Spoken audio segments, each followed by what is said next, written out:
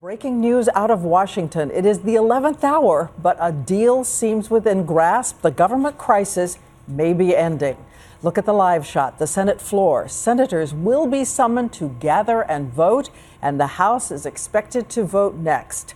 So our ABC News team is out in force tonight, and we begin in Washington with ABC's chief White House correspondent Jonathan Karl on this fast-moving news right now. John.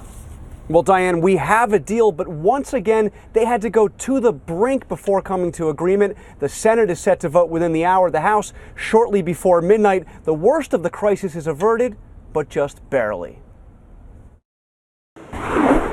Beaten and battered by a showdown that has cost his party and the country dearly, Speaker of the House John Boehner seemed relieved it's almost over. The final agreement came out of the Senate, the Democratic and Republican leaders finally coming together. This is not a time for pointing fingers of blame.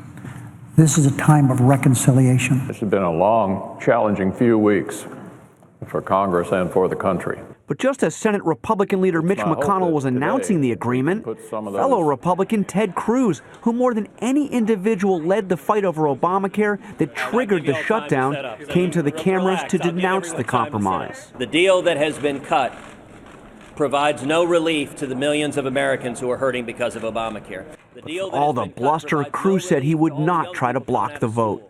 The agreement will reopen the government, but only until January 15th, prevent default, but only extend the nation's credit line until February 7th. The final deal makes no changes to Obamacare, the Republican demand that started it all. But Speaker Boehner said in a radio interview there is no reason Republicans should vote no. We fought the good fight.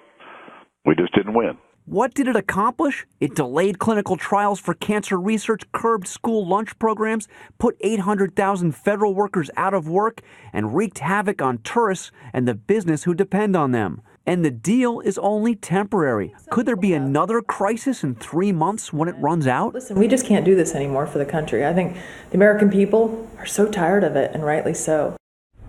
White House Press Secretary Jay Carney said the president applauded the deal and will sign it as soon as it is passed.